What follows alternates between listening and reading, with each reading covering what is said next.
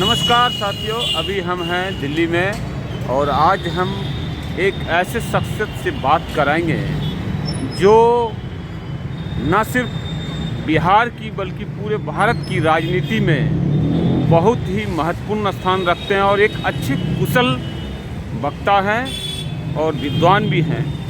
इन दिनों बिहार के जो बड़े लीडर्स हैं, चाहे वो नीतीश कुमार हो और लालू जी हो और अमिलाष जी तो रहे नहीं, उनका दौर ख़त्म हो रहा है।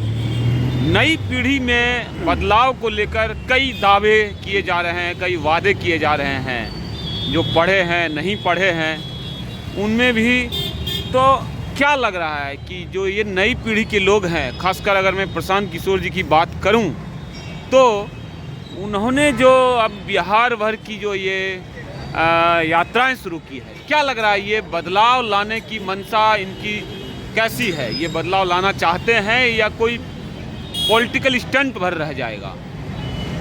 देखिए, जिस विषय को देखिए प्रशांत किशोर जी बिहार भर में घूम रहे हैं या वैकल्पिक राजनीतिक दल बनाने की कवायद कर रहे हैं,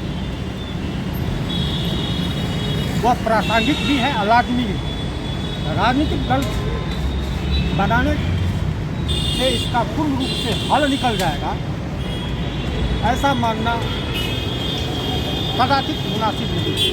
इन मुद्दों को लेकर के आज लोगों में वो चेतना पैदा कर रहे हैं, शिक्षा को लेके, रोजगार को लेके और भी जन जागृति से जुड़े मुद्दे को लेकर लोगों के बीच जा रहे हैं। एक वैकल्पिक राजनीतिक दल बनाने की कवायद कर रहे हैं। सही है, देश दुनिया को घूम के आज पुनः अपने गृह राज्य में आकर के इस तरह का अभियान उन्होंने शुरू किया, यह स्वागत करने योग्य है, इसको मैं सकारात्मक मानता हूँ। दूसरी बात मैं बता देना चाहता हूँ, जिन मुद्दों को लेकर के आज गांव समाज में वो जा रहे हैं, हम लोग ऐसे मुद्दों पर खुद से ही काम करते हैं।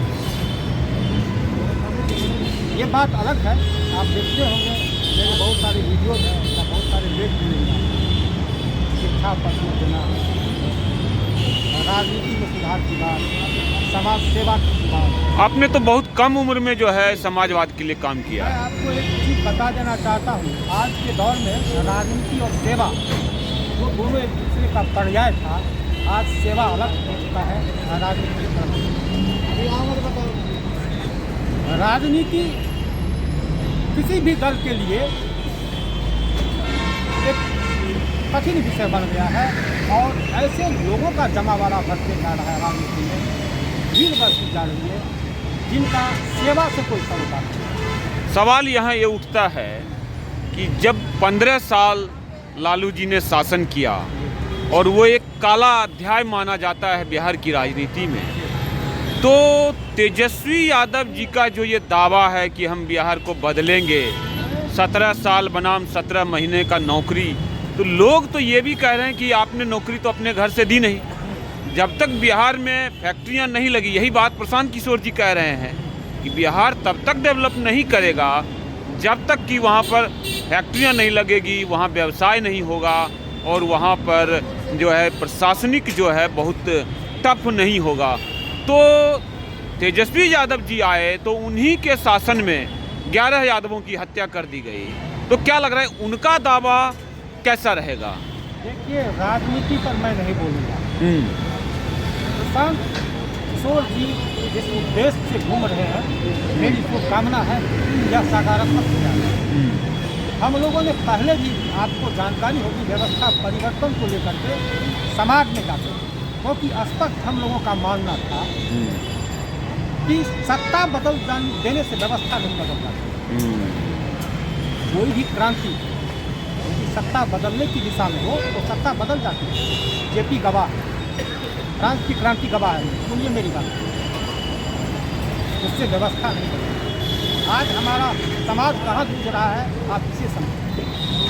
समाज आज शिक्षा को लेकर के आज भी हमारा समाज उतना सजग नहीं है। जागरूक नहीं है और शिक्षित वर्ग में भी जागरूकता की कमी है। फॉर्मल डिग्री, औपचारिक शिक्षा महंगी होती जा रही है। डिग्रियां भी तो पूरी नहीं हो रही न 3 साल में। देख रहा हूँ, वस्तु स्थिति बता देना चाहता हूँ आपके माध्यम से। देश भर की सरकारें जो अन्य राज्य में है और केंद्र में, सामाजिक स्थिति और शैक्षणिक स्थिति पर मैं ज़्यादा बल देता हूँ। समाज में शिक्षा आज भी कठिन होती जा रही है। औपचारिक डिग्रियाँ लेने में लोगों को, युवा पीढ़ी को, छात्रों को काफ़ी मशक्कत करनी पड़ती है। खास करके मान लीजिए समान शिक्षा ले ली, मैट्रिक, इंटर, 12th BA कर ली, लेकिन उसके बाद और भी जो डिग्रियाँ होती हैं, रोजगार परक शिक्षा, रोजगार पैदा करती है। मतलब आप भी जर्नलिज्म से हैं, आप खुद अपने आप में गवाह होंगे, किसी आपको कितना पैसा खर्च करना पड़ा और किस तरह परिस्थितियों का आपको सामना करना पड़ा।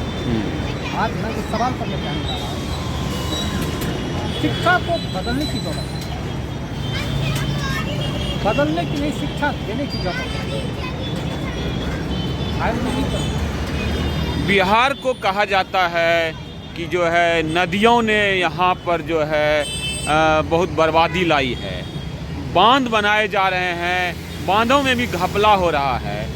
कई ऐसे प्रदेश हैं, दुनिया के कई ऐसे देश हैं जो पानी के बिना तरसते हैं, और जब हमारे बिहार में बहुत सारी नदियां हैं, पानी है, तो क्या उनका प्रयोग जो सूखे प्रदेश हैं इस देश के, उनको नहीं मिल पा रहा है? यह तो बहुत ही आपने महत्वपूर्ण प्रश्न रखा, बात सही भी है और एक अर्थ में मैं अपने आप को गौरवशाली भी महसूस करता हूँ।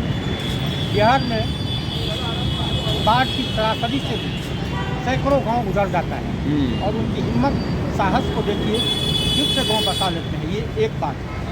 लेकिन दूसरी बात आपने जो कही है, पानी को लेकर, पानी का सीधा अर्थ होता है जीवन, लेकिन बिहार के कुछ हिस्सों में पानी जानलेवा बन जाता है। तो निश्चित रूप से सरकार की तवज्जो इस दिशा में मजबूत होनी चाहिए। पानी का सही प्रॉपर यूटिलाइजेशन कैसे हो, पानी के प्रॉपर यूटिलाइजेशन से लोगों में बिहार की अर्थव्यवस्था में सुधार भी होगी और पानी अन्य राज्यों को भी देता है। कर्ताओं के साथ, इंजीनियर के साथ और भी एक्सपर्ट के साथ राय लेकर के वैकल्पिक व्यवस्था तैयार करें। इसी पानी को तो दक्षिण बिहार में, झारखंड में भेजा जा सकता है, मध्य प्रदेश में भेजा जा सकता है। कैसे सदुपयोग हो, इसी में सारा विषय, सारा आपका उत्तर छुपा हुआ है। नए कल कारखाने बिना खोले तो आप अपने प्रदेश को विकसित नहीं कर सकते। हाँ, मैंने ना शिक्षा के संदर्भ में आपको कहा था, शिक्षा रोजगार परक भी होनी चाहिए। हाँ, और निश्चित रूप से ज़्यादा उद्योग लगेंगे तो सूबे का भी विकास होगा और युवा पीढ़ी को रोजगार मिलेगा। और इस दिशा में सरकार को चिंतन करना चाहिए। आज हमारा बिहार जातियों में बटा हुआ है, हालांकि जाति की राजनीति पूरे देश को प्रभावित कर रहा है।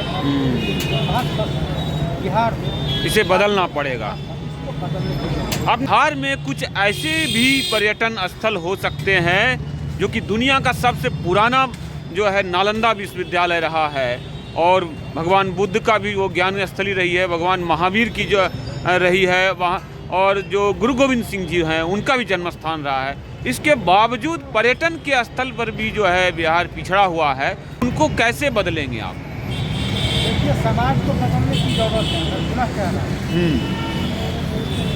समाज ये तय कर ले कि हम किसके हाथ में हैं, जाति के नाम पर दे रहे हैं या क्षमता के नाम पर,